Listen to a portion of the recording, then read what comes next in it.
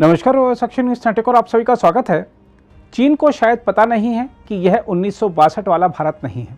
आज के भारत का सिद्धांत है कि कोई छेड़ेगा तो छोड़ेंगे नहीं। आज के भारत का सिद्धांत है कि कोई हमें आजमाने की कोशिश ना करे। अभी हाल ही में चीन ने अरुणाचल प्रदेश में कुछ नामों को बदलने की हिमाकत दिखाई, तो आज आज़ाद भारत के इतिहास में पहली बार हुआ कि देश के गृह मंत्री अरुणाचल प्रदेश में भारत चीन सीमा के एकदम नज़दीक पहुंचे और चीन को साफ साफ कह दिया कि वह समय चला गया जब भारतीय भूमि पर कोई भी अतिक्रमण कर सकता था। अमित शाह ने सीमा के एकदम नज़दीक से ऊंचे स्वर में स्पष्ट कहा कि आज सुई की नोक के बराबर जमीन पर भी कोई कब्जा नहीं कर सकता। उम्मीद है कि अमित शाह की अरुणाचल प्रदेश यात्रा का विरोध कर रहे चीन ने भारत के गृह मंत्री का भाषण सुन लिया होगा और उनकी कही गई बात को गांठ भी बांध लिया होगा।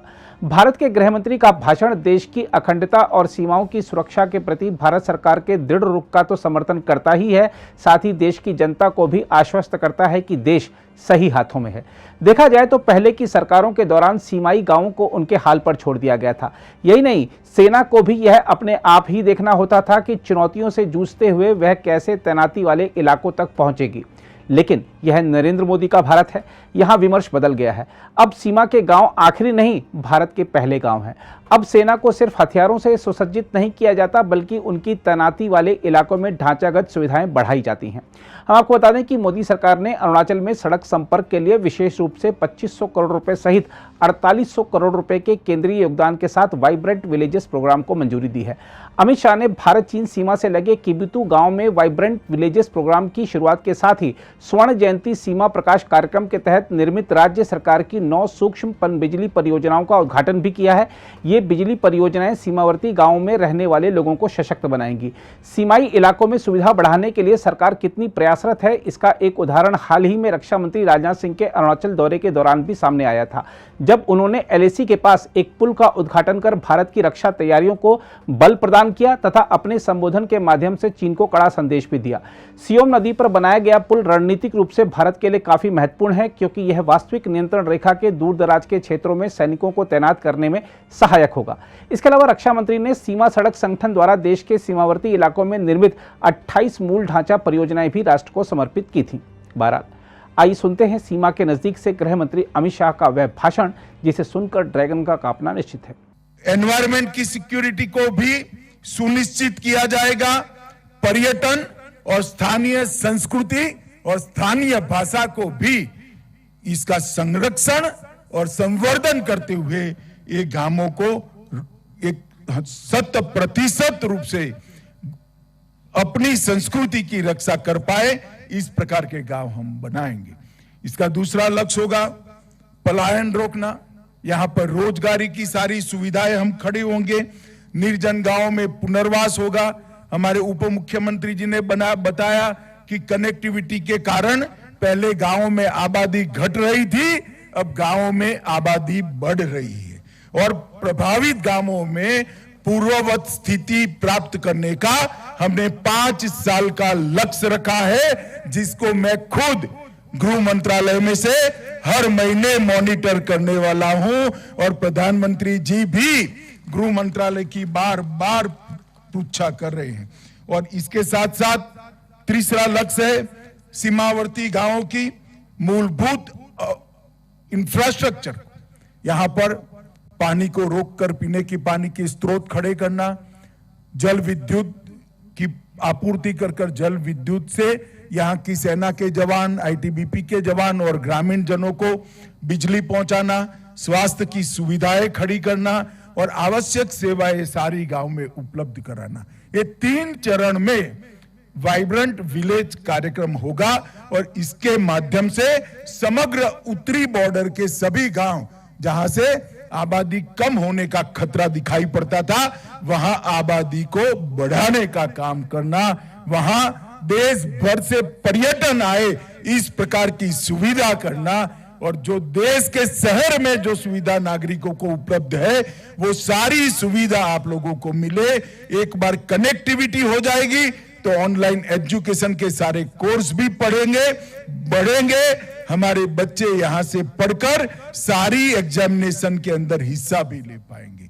इस प्रकार से सर्व सुविधाओं से युक्त एक गांव बनाने का हमने काम किया है। वाइब्रेंट विलेज प्रोग्राम को मिशन मोड में हम लेंगे। वाइब्रेंट विलेज एक्शन प्लान तैयार कर दिया गया है। केंद्र, राज्य, जिला स्तर पर और ब्लॉक स्तर पर प्रशासन, इससे नीचे भी ग्राम सभा और पंचायत स्तर की भागीदारी और जिम्मेदारी दोनों सुनिश्चित कर ली गई है और सभी योजनाओं का कन्वर्जन 100% हो, इस प्रकार की इस योजना को इंटीग्रेटेड और कोऑर्डिनेटेड तरीके से तैयार किया गया है। 100% सफल हो। मैं आज अरुणाचल वासियों को कहकर जाता हूं कि वाइब्रेंट विलेज जो अरुणाचल में है, आपको गांव में रहने से गर्व हो, आपको गांव में रहने से सभी सुविधा प्राप्त हो, ऐसा गांव बनाने की जिम्मेदारी प्रेमा खांडू और नरेंद्र मोदी सरकार की है। ये मैं आज आपके बीच में वादा कर जाता हूं। माताओं, भाइयों, बहनों, यहां पर 9 मिनी हाइड्रो इलेक्ट्रिक प्रोजेक्ट्स का भी उद्घाटन हुआ है। लगभग ये 9 परियोजना पूर्ण हो चुकी है। इसकी संस्थापित क्षमता 725 किलोवाट है। लगभग 30 करोड़ की लागत से ये योजनाओं को पूरा किया गया है और ऐसी छोटी छोटी योजनाओं को एक्सप्लोर कर ही हम अरुणाचल जैसे विषम भौगोलिक परिस्थिति वाले राज्य में गांवों की बिजली की आपूर्ति को सुनिश्चित करेंगे। गांवों की तो होगी, ये हमारी प्रायोरिटी है। इसके साथ साथ सीमा पर बसे हुए आईटीबीपी के हमारे हिमवीर और हमारी भारतीय सेना के हर जवान को भी सभी सुविधा इतनी ऊंचाई पर ठंडी में मिल पाए, ठंड में मिल पाए, इस प्रकार की व्यवस्था इस योजनाओं से होगी। और इन 9 परियोजनाएं से अंतरराष्ट्रीय सीमा पर सेना और आईटीबीपी के 11 संस्थानों को भी इसका फायदा मिलने वाला है। और आज आईटीबीपी की 14 परियोजनाएं 120 करोड़ रुपए की है, जो अरुणाचल, बिहार, केरल, आंध्र प्रदेश, ये सभी जगह पे है। आज इसका उद्घाटन हुआ है। क्षेत्रीय मुख्यालय, जवानों के लिए अच्छे बैरक, मैस, एमआई रूम, आवासीय भवन, ये सभी सुविधाएं इससे बढ़ने वाली है। मित्रों, आज यहां पर प्रेमा खांडू जी के नेतृत्व में मैंने महिला सेल्फ हेल्प ग्रुप का काम देखा है। वर्तमान में छोटे से राज्य अरुणाचल में 6600 सेल्फ हेल्प ग्रुप का गठन कर दिया गया है और 53,000 से ज्यादा महिलाओं को रोजगारी इस सेल्फ हेल्प ग्रुप के माध्यम से मिल रही है। मित्रों, ये उपलब्धि बहुत बड़ी है। ये सशक्तिकरण जो हो रहा है गांव में रहती हुई बहनों का, उनके पास हुनर है, मेहनत करने की तैयारी है। इस सेल्फ हेल्प ग्रुप के माध्यम से उनको मार्केट भी मिल रहा है और रोजगारी भी मिल रही है और उसके हुनर को शहरों को साथ जोड़ने का काम आज यहां पर हुआ है। मैं इसके लिए हमारे मुख्यमंत्री प्रेमा खांडू जी को बहुत बहुत मन से बधाई देना चाहता हूं। मित्रों, आज जब मैं अरुणाचल में आया हूं तब समग्र उत्तर पूर्व को, समग्र नॉर्थ ईस्ट को 2014 के पहले एक समस्या युक्त, समस्याग्रस्त क्षेत्र के रूप में जाना जाता था, मगर 9 साल के अंदर ही मोदी जी की लुक ईस्ट पॉलिसी के कारण नॉर्थ ईस्ट अब समस्या युक्त क्षेत्र नहीं माना जाता है। नॉर्थ ईस्ट देश के विकास में कंट्रीब्यूट करने वाले क्षेत्र के रूप में पूरा देश आज नॉर्थ ईस्ट को जान रहा है। और इसका मेन कारण है, एक जमाने में दिल्ली में बैठे हुए नेताओं की आलस के कारण, गलत दृष्टिकोण के कारण एक क्षेत्र विवादित था, उग्रवादी से ग्रस्त था और यहां पर शांति नहीं थी, विकास नहीं थी, कनेक्टिविटी नहीं थी। आज विवाद समाप्त हो रहे हैं, उग्रवाद समाप्त हो रहा है और विकास और शांति के नए युग की शुरुआत हो रही है। मित्रों, मोदी जी ने 3 स्तर पर काम चालू किया। उत्तर पूर्व में उत्तर पूर्व की अभूतपूर्व सांस्कृतिक विरासत का संरक्षण किया। विवादों को शांत कर शांति की स्थापना की। 8,000 से ज्यादा उग्रवादी सरेंडर कर चुके हैं 9 साल में। ये बहुत बड़ी उपलब्धि है। और 2014 की तुलना में कहे तो 2022 में हिंसा में 67% की कमी आई है। सुरक्षा बलों के हताहत होने में 60% की कमी आई है और नागरिकों की मौत में 83% की कमी आई है। और ये बहुत बड़ी उपलब्धि है। हमने उत्तर पूर्व में शांति के लिए ढेर सारे समझौते किए। असम अरुणाचल प्रदेश का अंतरराज्यीय सीमा समझौता पर होने की कगार में है। ब्रू समझौता किया 2020 में, जिससे 40,000 परिवार 30 साल से अपने ही देश में गुलामों जैसी जीवन जी रहे थे, उनको त्रिपुरा में पुनर्वसन किया गया। NLFT का समझौता हुआ 2019 में, जिसमें ढेर सारे युवाओं ने हथियार डाल दिए। बोडो समझौता हुआ 1500 करोड़ का विकास का पैकेज दिया गया और 1615 युवाओं ने अपने हथियार डाले। कार्बी आंगलोंग का समझौता हुआ, 1000 से ज्यादा सशस्त्र कैडर ने अपने हथियार डाले हुए 8 आदिवासी समूहों के साथ समझौता किया। इसमें 1182 कैडर ने हथियार डाले। असम और मेघालय की अंतरराज्यीय सीमा के अंदर भी समझौता हुआ और 70% सीमा विवाद समाप्त हो चुका है। मित्रों, अब सपा के परिघे में भी बहुत बड़ी कमी आई है। एक जमाने में अब सपा हटाना चाहिए, यहाँ के लोग मांग करते थे। कांग्रेस ने अपने चुनावी घोषणा पत्र में कहा था कि अब सपा हटा लीजिए। हमने कहा था कि अब सपा नहीं हटाएंगे।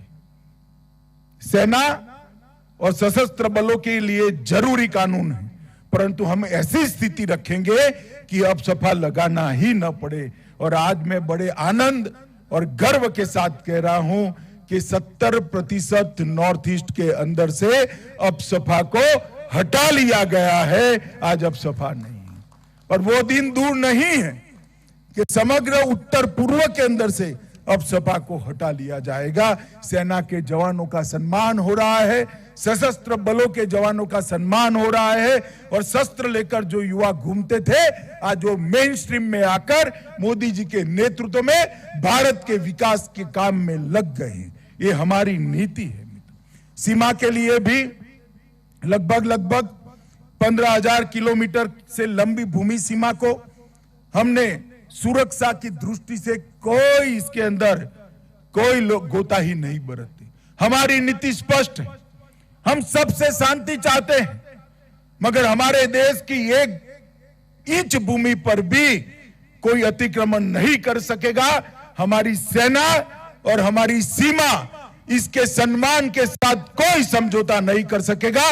ये हमारी सरकार की नीति है, नरेंद्र मोदी सरकार की नीति। और इसके कारण हमने सीमाओं की सुरक्षा को ही राष्ट्र की सुरक्षा माना है।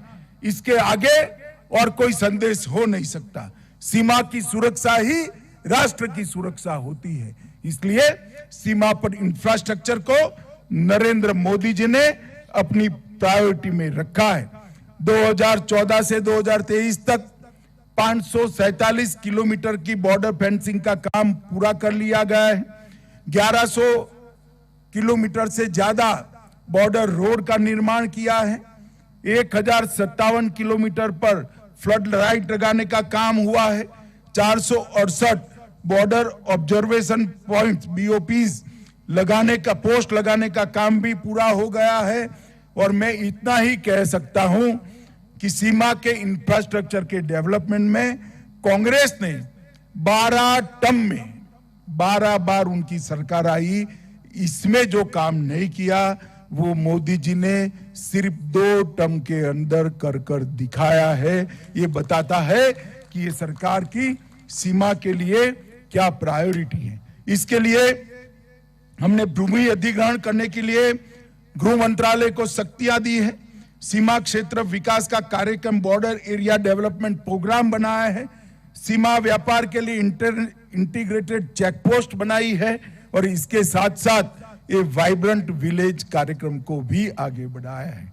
मित्रों, अरुणाचल के विकास के लिए भी लगभग अंतरराष्ट्रीय सीमा के 5 किलोमीटर के दायरे में आने वाले 180 गांवों को सभी मौसम में उपयोग में आने वाली सड़कों से जुड़ा है। 1859 किलोमीटर लंबे अरुणाचल फ्रंटियर हाईवे नाफरा से विजयनगर तक इसका काम शुरू हो गया है और पिछले कुछ वर्षों में सीमावर्ती क्षेत्रों में 2500 किलोमीटर सड़कों का निर्माण कर 252 बस्तियों को जोड़ा गया है। सालाना लगभग 2000 लेन किलोमीटर का निर्माण करने का कार्यक्रम है।